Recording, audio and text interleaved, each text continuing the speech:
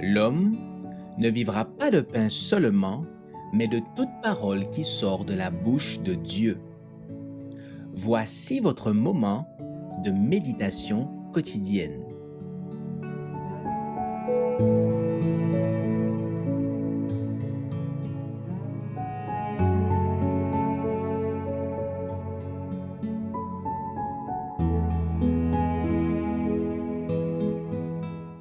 Expérimentez la bonté de Dieu le 26 septembre.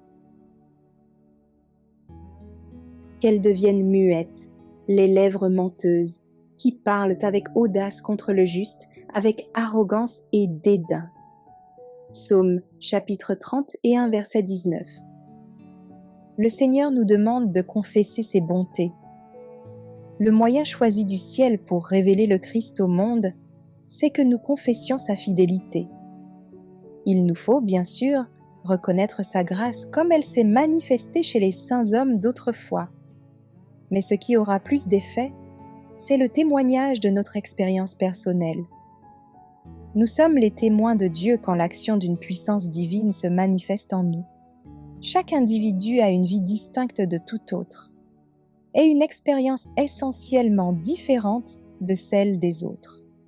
Dieu désire que notre louange monte vers lui, sous le signe de notre individualité. Ces actes de reconnaissance à la louange de la gloire de sa grâce, confirmés par une vie chrétienne, agissent avec une puissance irrésistible pour le salut des âmes. Mais pour confesser le Christ, il importe que nous l'ayons en nous. Personne ne peut véritablement le confesser si son esprit n'habite pas en lui. Il nous faut comprendre ce que veut dire confesser le Christ et en quoi nous le renions. Mais la vraie confession se manifeste dans notre vie par la présence des fruits de l'esprit. Si nous avons tout abandonné pour Jésus, nos vies seront humbles, notre langage sanctifié, notre conduite irréprochable. Confesser le Christ, c'est encore laisser la vérité puissante et sanctifiante agir sur notre âme et notre caractère, se modeler à l'image de celui du Christ. Nous devrions tous chercher ardemment à cultiver l'intégrité, la fermeté et la persévérance. Ces qualités revêtent celui qui les possède d'une puissance irrésistible. Celle-ci rend fort pour faire le bien, pour résister au mal, pour supporter l'adversité. Ceux qui, sans réserve, ont pris parti pour le Christ resteront fidèles à ce que leur raison et leur conscience leur disent être juste.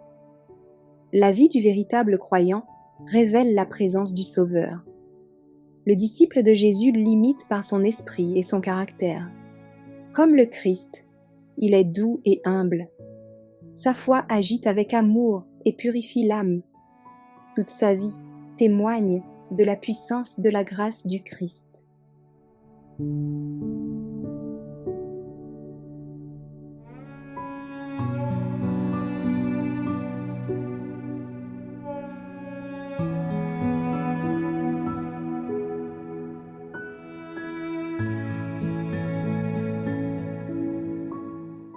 Merci d'avoir écouté cette présentation. Assurez-vous de nous rejoindre demain pour votre moment de méditation quotidienne avec lereste.org.